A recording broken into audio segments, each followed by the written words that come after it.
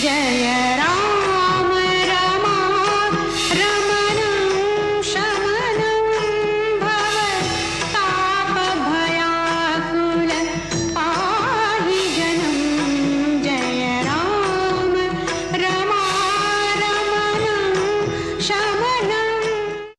नमस्कार, बहुत बहुत स्वागत है आपका हमारे इस विशेष कार्यक्रम में श्री अयोध्या धाम से। मैं हूं निखिल सिंह। जन्मभूमि मम पुरी सुहावन, उत्तर दिशि सरयू बही पावन। ये सरयू की जलधारा गवाह है न सिर्फ मर्यादा पुरुषोत्तम भगवान श्री राम के प्रादुर्भाव का, बल्कि यहाँ इसने पांच तीर्थंकरों को भी देखा है। इसने सिख धर्म के तीन गुरुओं को देखा है और बुद्ध के विहार की भी ये साक्षी बनी है। तो ऐसे में राम सिर्फ एक के नहीं है। अयोध्या धाम में राम सभी को जोड़ते हैं। राम यहाँ के कण-कण में है, यहाँ के लोगों के दिलों में है और राम सद्भाव का प्रतीक भी है। तो इस श्री अयोध्या धाम में हम देखेंगे कि किस तरह से राम धर्मों को जोड़ते हैं, दिलों को बांधते हैं और सभी को एक करते हैं।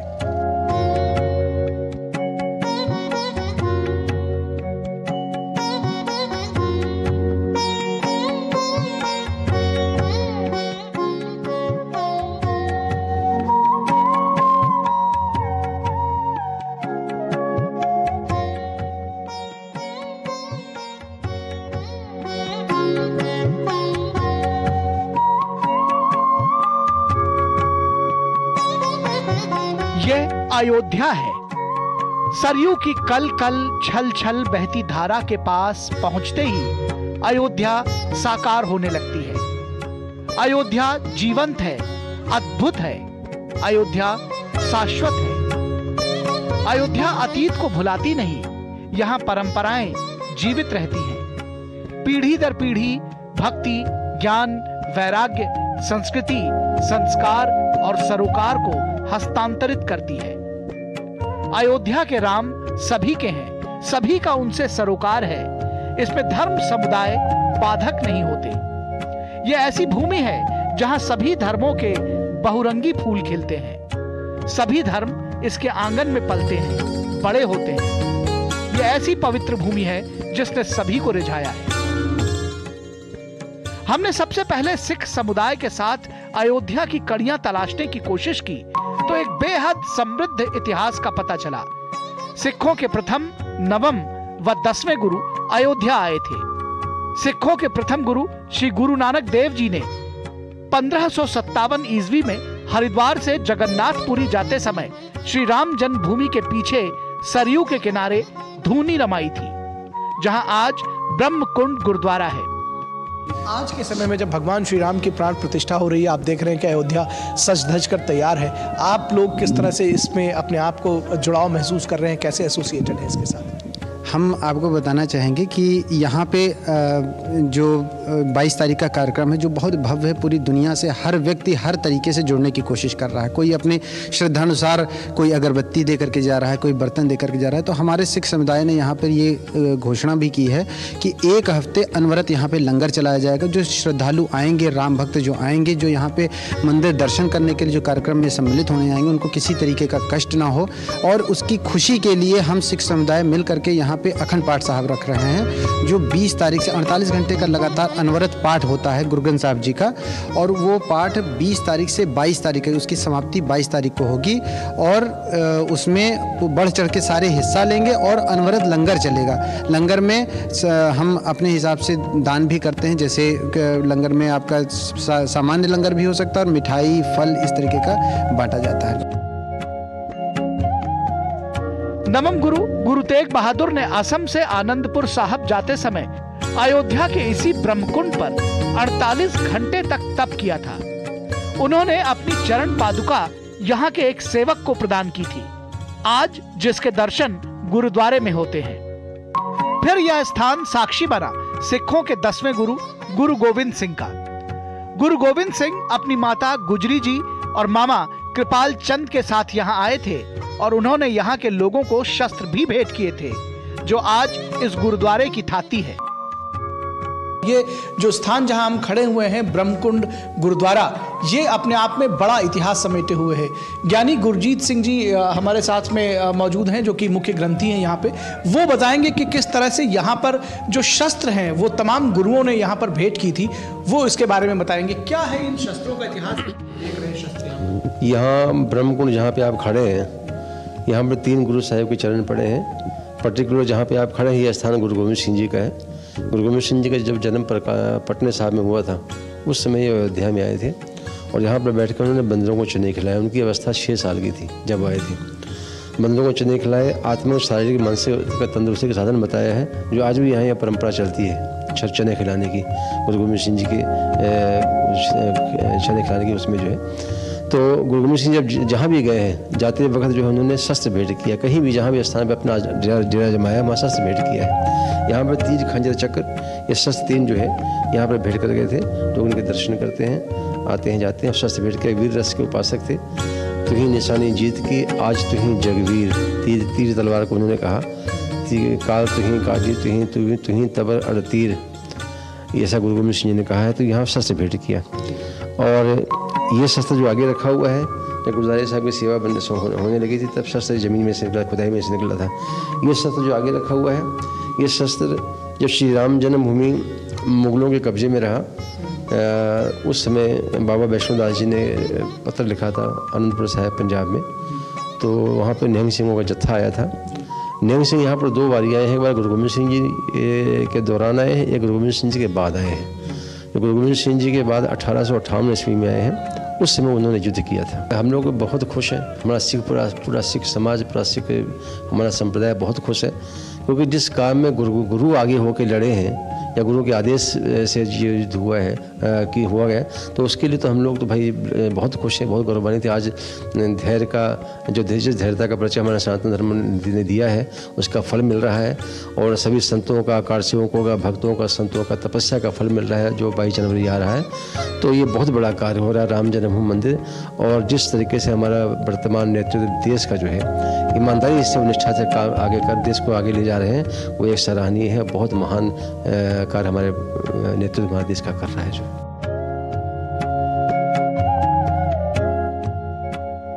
जैन धर्म की चर्चा के बिना अयोध्या की संस्कृति की सतरंगी छटा अधूरी रह जाएगी। जैन धर्म का भी श्री राम की नगरी से गहरा नाता है। जैन धर्म के 24 तीर्थंकरों में से 5 की जन्मभूमि अयोध्या रही है। भगवान ऋषभदेव, अजितनाथ, अभिनंदननाथ, सुमितनाथ और अनंतनाथ के प्रादुर्भाव की स्मृतियां जैन मंदिरों और उनमें प्रस्थापित प्रतिमाओं के जरिए पूरे अयोध्या धाम में देखी जा सकती हैं। अयोध्या धाम के रायगंज में स्थित यह मंदिर भगवान ऋषभदेव का जन्म स्थान माना जाता है। यहाँ भगवान ऋषभदेव की 31 फीट ऊंची प्रतिमा न सिर्फ भव्य और दर्शनीय है, बल्कि ये जैन और हिंदू सनातनियों को अपनी ओर आकर्षित करती है। विशेष बात यह है कि अयोध्या धाम में न सिर्फ श्री राम बल्कि जैन धर्म के मंदिरों का भी सहज और समान भाव से विस्तार हो रहा है, क्योंकि दोनों ही मर्यादा पुरुषोत्तम श्री राम को अपना आराध्य मानते हैं। इस वक्त मैं जैन धर्मावलंबियों के बीच में हूं और स्वामी श्री रविंद्र कीर्ति जी महाराज जो हमारे साथ में मौजूद हैं, वो इसके विषय में और जानकारी देंगे। स्वामी जी, सबसे पहले तो बताइए कि ये कहा जा रहा है कि भगवान श्री राम का जो प्राण प्रतिष्ठा हो रहा है, इतने समय के बाद ये अवसर आया है, तो राम सिर्फ हिंदुओं के नहीं है, राम किसी एक के नहीं है, बल्कि राम सभी के हैं। भगवान राम के बारे में आपने प्रश्न किया, मैं समझता हूँ 22 जनवरी 2024 का एक ऐतिहासिक दिवस है। जिस प्रकार से हमारा देश स्वतंत्र हुआ, 15 अगस्त का राष्ट्रीय पर्व मनाया जाता है, 26 जनवरी का पर्व मनाया जाता है, उसी प्रकार से 22 जनवरी एक ऐतिहासिक दिवस है, स्वर्णिम दिवस है। जहाँ तक भगवान राम की बात है, जिस प्रकार से हिंदू पुराणों के अंदर राम का वर्णन मिलता है, चाहे रामचरितमानस हो, वाल्मीकि रामायण हो, उसी प्रकार से जैन धर्म के अंदर पद्म पुराण और पौमचर्यु ये भगवान राम के ऊपर ही है। और हम लोग मानते हैं कि मर्यादा पुरुषोत्तम राम एक बहुत बड़े महापुरुष थे। हमारे जैन धर्म के अंदर 63 शलाका पुरुष माने गए हैं जो निर्वाण को प्राप्त होते हैं, मोक्ष जाते हैं। उनमें से भगवान राम का नाम आया है। इसलिए हम राम को पूरा आराध्य मानते हैं। मुझे बहुत प्रसन्नता है, पूरे जैन समाज को प्रसन्नता है, और जितने भी भक्तगण यहाँ पर आएंगे, चाहे भगवान ऋषभदेव के भक्त हैं, चाहे भगवान राम के भक्त हैं, सभी को समान रूप से हम यहाँ ऋषभदेव जैन मंदिर में भंडारे का आयोजन कर रहे हैं। लगातार 15 जनवरी से 24 जनवरी तक 10 दिन तक लगातार हम भंडारा करेंगे। जितने भी 1000 लोग आएंगे सभी को हम यहाँ प्रसाद खिलाएंगे। जैन धर्म के अनुयायी और धर्माचार्य पूरे मनोयोग से अयोध्या में श्री राम की प्राण प्रतिष्ठा समारोह में शामिल होने की तैयारी में हैं। जैन धर्म के अनुयायी श्री राम को अपना मानते हैं। वो कहते हैं कि श्री राम दोनों के बीच जुड़ाव के सशक्त सूत्र हैं। ऐसे में अयोध्या में श्री राम की पुनर्प्रस्थापना से वे उत्साहित हैं। 5 तीर्थंकर ऐसे हैं जो यहाँ पर जिनका प्रादुर्भाव हुआ, जिन्होंने यहाँ पर जन्म लिया, तो उनकी भी बात किए बिना ये बात अधूरी रह जाएगी, तो उनकी भी बात करेंगे।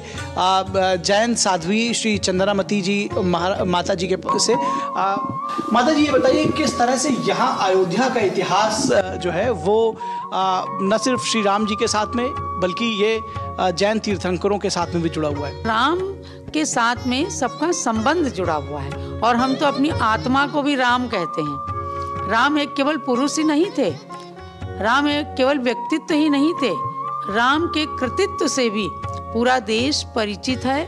और हमारे शास्त्रों में अपनी आत्मा को भगवान राम के नाम से संबोधित किया गया है।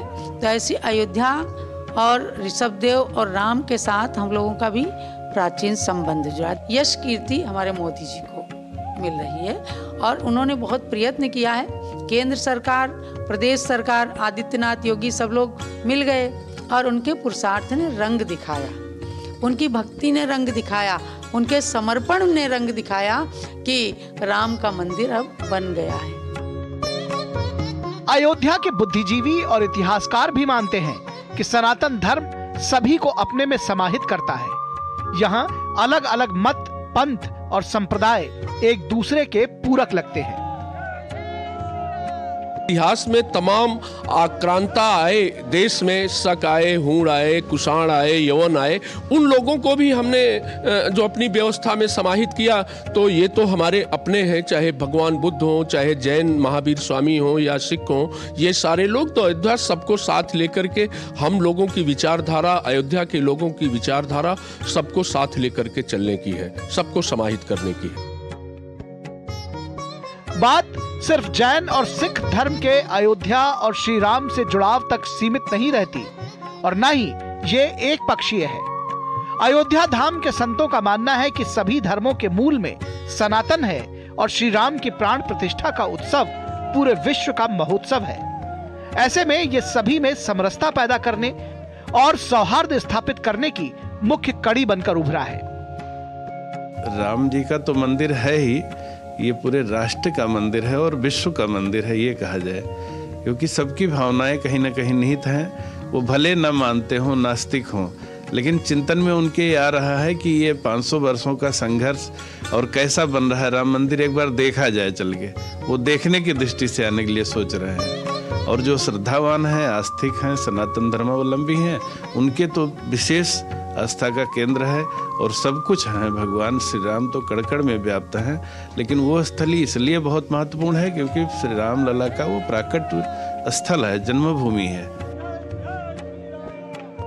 कुछ संतों का मानना है कि मानव धर्म ही सबसे बड़ा धर्म है। उपासना अपनी तरह से करें और सम्मान सभी का करें, इस तरह की दृष्टि हमारे अंदर होनी चाहिए। जिसे हम सर्व कहकर पहचानते हैं, वो आचार और उपासनाओं के भेद से अनेक हो गया है। धर्म सर्व हो नहीं सकते हैं, धर्म तो एक ही है, और वो मानव धर्म है। वह मानव धर्म धैर्य है, वह मानव धर्म क्रोध को जीतना है, वह मानव धर्म मन को जीतना है, वो मानव धर्म इंद्रियों को जीतना है, वो मानव धर्म परोपकार है, जिसको महाराज मनु ने दशकम धर्म लक्षणम कह करके धृति क्षमा दमोस्तेजम शौचम इंद्रिय निग्रह धीर विद्या सत्यम क्रोधम दशकम धर्म लक्षणम कहा है। ये सबके लिए समान है। जो सामंजस्य की बात है, एक तरह की उपासना, एक तरह की आचार विधि का पालन करते हुए हम किसी दूसरी तरह की उपासना, किसी दूसरी तरह की आचार विधि के प्रति उदार हों और उसका सम्मान कर सकें। उपासना अपनी करें, सम्मान सबका करें, इस तरह की दृष्टि सारा संसार एक ही तरह की किसी आचार विधि में आ जाएगा ऐसी कल्पना नहीं कर सकते। पर अलग अलग आचार विधि का पालन करने वाले लोग एक दूसरे के विरुद्ध हैं, ये एक तरह का आग्रह है, ये भी नहीं होना चाहिए। हम अपनी गुरु परंपरा, अपनी कुल परंपरा, अपनी शास्त्र परंपरा के अनुसार अपने कल्याण की चेष्टा करें और अपनी कुल परंपरा, अपने गुरु परंपरा के अनुसार जो लोग हैं उनका भी सम्मान करें। जैसे हम अपनी परंपरा में निष्ठा रखते हैं, ऐसे कोई एक दूसरा व्यक्ति अपनी परंपरा में निष्ठा रख सकता है। और इसलिए हमें सबके प्रति उदार होकर के अपनी उपासना में दृढ़ रहना चाहिए। यही समन्वय, यही सौजन्य का मूल है। राम नाम सोई जानिए जो रमता सकल जहान। राम सभी में है, उनका स्वर समवेत है, उनका उत्सव सामूहिक है। इसलिए राम का उत्सव सारा विश्व मनाता है। ये न त्रेता में एकाकी था और न ही अब। श्री राम तो वो नाम है जो जन जन में व्याप्त है और जन जन जिन श्री राम में अधिष्ठित है वही भगवान है। श्री राम का उत्सव आप त्रेता में भी देखें तो कभी अकेले नहीं हुआ है। जब भगवान प्रकट हुए हैं तो त्रैलोक्य का उत्सव है। जब भगवान ने धनुष तोड़ा है तो उसकी ध्वनि तीनों लोक में व्याप्त हो गई है। और आप देखें जो श्री राम के जीवन का संघर्ष है, जिस समय भगवान रावण को मारने के लिए खड़े हैं, गोस्वामी जी महाराज कहते हैं, यही के हृदय बस जानकी, जानकी उर मम बास है, मम उदर भुवन अनेक, लागत बान सब कर नाश है। भगवान श्री राम कहते हैं कि मैं रावण को मारने जा रहा हूं तो यह मेरी अकेली शक्ति और मेरी अकेली चिंता नहीं है। इस सारे लोक की जो उसके दुराचार से पीड़ित है, उन सब की सद्भावना, उन सब की कामना, उन सब की प्रेरणा, उन सब के संकल्प को लेकर मैं रावण को मारने खड़ा हुआ हूँ। जो माननीय प्रधानमंत्री जी ने अभी कहा है कि मैं राम जन्मभूमि में जा रहा हूँ तो मैं अकेला नहीं जा रहा हूँ। 140 करोड़ भारतवर्षियों का संकल्प, उनकी प्रेरणा और उन सब का प्रतिनिधित्व करता हुआ मैं जा रहा हूँ। तो राम जी का उत्सव सारे संसार का ही उत्सव है, वो कभी एकाकी होता ही नहीं है। उसमें सर्वधर्म और परंपरा का कोई प्रश्न है ही नहीं। और भारत में जो परंपराएं हैं, कौन सी ऐसी परंपरा है जो नहीं चाहती थी कि श्री राम अपनी जगह विराजमान हो। रामलला की प्राण प्रतिष्ठा पर अयोध्या से एक संदेश धार्मिक सद्भाव और समरसता का भी है। देश भर के कोने कोने से अयोध्या आ रहे संत भी इस भाव की पुष्टि करते हैं। संत समाज पीएम मोदी की भक्ति भावना और उनकी आस्था की भी मुक्त कंठ से सराहना कर रहा है।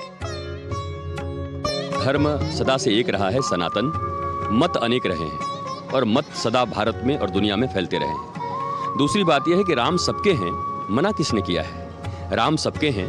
भगवान राम के 492 साल के बाद मंदिर का निर्माण और प्राण प्रतिष्ठा समारोह हो रहा है। 145 करोड़ भारतीयों ने अपने प्राणों को भगवान राम के चरणों में सौंप दिया है। 145 करोड़ भारतीयों ने अपनी प्रतिष्ठा भगवान राम को बना लिया है। तो किसको किसने मना किया है इस प्रतिष्ठा समारोह में भाग लेने से। राम रमा रमणं शमनं। गोल्डी छोले मसाले, जहाँ जाएं रिश्ते बनाएं, जहाँ जाए रिश्ते बनाए, गोल्डी मसाले। लेकिन ये पाइप चलेगा। फिनोलेक्स पाइप्स, पीढ़ियां बदलेंगी, पाइप नहीं। बोला कौन है? मैं पर हुआ क्या? बिजली का बिल नहीं भरा और पूछता है हुआ क्या? जल्दी से ऐप डाउनलोड कर। बिल तो भर दिया था, फिर डर क्यों रहे हो? हाँ, नकली चाकू नकली बिल। यूपीआई कहता है कोई भी अनजान ऐप डाउनलोड ना करें, अपने पैसे का ख्याल खुद रखें। चलिए, आपको पनवेल नहीं जाना है। पनवेल?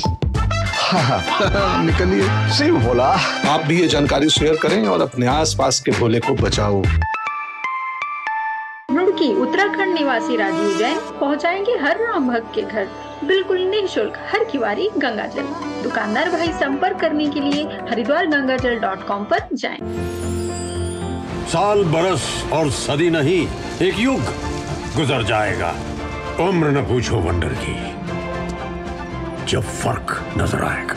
वंडर सीमेंट, फर्क नजर आएगा। Come on boys, let's go practice। अरे रुक यार, मेरे बैंक अकाउंट में गलत एंट्री का प्रॉब्लम हो गया है। तो बैंक को कंप्लेन करना। बैंक को लिखे 1 महीना हो गया है, बट वो गूगली पे गूगली डाले जा रहे हैं। तो आरबीआई के लोकपाल को इन्फॉर्म करो। रुक, मैं समझाता हूँ। जैसे क्रिकेट में थर्ड अंपायर, वैसे ही आरबीआई का ओम्बुड्समैन। आरबीआई कहता है अगर बैंक आपकी कंप्लेंट को 1 महीने में नहीं सुलझाता तो आप आरबीआई के कंप्लेंट मैनेजमेंट सिस्टम पर ऑनलाइन कंप्लेंट कर सकते हैं। ये आरबीआई का आसान तरीका है आपकी कंप्लेंट सुलझाने का, और वो भी फ्री। आरबीआई कहता है जानकार बनिए। बैंक उत्पादों की शानदार कड़ी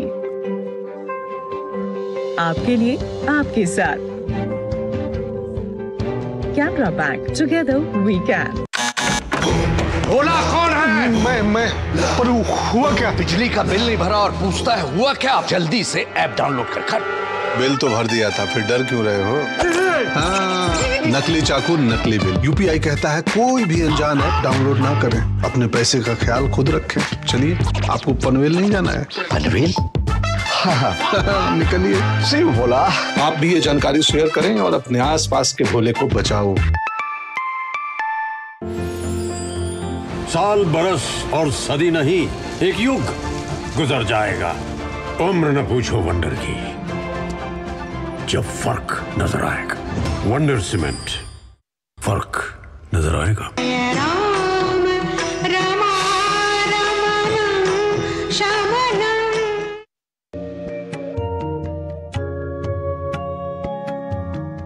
अयोध्या के संस्कृति की सतरंगी छटा में बौद्ध धर्म का भी विशेष स्थान है। बौद्ध मतावलंबियों का मानना है कि महात्मा बुद्ध ने अपने जीवन काल के सर्वाधिक चतुर्मास अयोध्या में बिताए थे।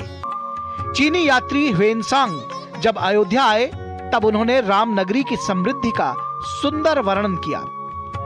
ह्वेनसांग ने अयोध्या के बौद्ध मठों और भिक्षुओं का भी उल्लेख किया है। बौद्ध धर्म के अनुयायी आज भी राम राज्य की परिकल्पना को साकार करना चाहते हैं। अतः यह सिद्ध है कि सभी धर्म, मत, पंथ, हमारे सारे पुराण और इतिहास राम राज्य को अद्वितीय के रूप में प्रस्तुत करते हैं। राम राज बैठे त्रैलोका, हर्षित भय गए सब सोका। बयरु न कर काहू सन कोई, राम प्रताप विषमता खोई। विशेष बात यह है कि इस समरसता में किंचित स्थान उनका भी है जिन्हें इतिहास आतताई के रूप में परिभाषित करता है। अगर ऐसा न होता तो अयोध्या की प्रसिद्ध हनुमानगढ़ी की प्राचीर अवध के नवाब मुस्लिम धर्मावलंबी मंसूर अली खान ने न बनवाई होती। हनुमानगढ़ी के भक्त और संत आज भी इस घटना का वर्णन करते हैं। अपने सामने हनुमानगढ़ी देख रहे हैं। इस हनुमानगढ़ी का जो बाहरी भाग है वो अवध के नवाब मंसूर अली खान ने बनवाया।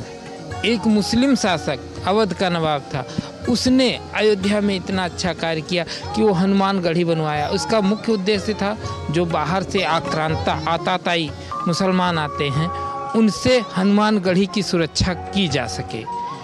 और आप देखते हैं कि एक मुसलमान अगर एक हिंदू मंदिर को बचाने के लिए उसके प्राचीर का निर्माण करता है तो ये एकता की बहुत बड़ी मिसाल है। नगरी हो अयोध्यासी, नगरी हो अयोध्यासी, रघुकुल सगराना हो और चरण हो राघव के जहाँ मेरा ठिकाना हो, और चरण हो राघव के जहाँ मेरा ठिकाना हो।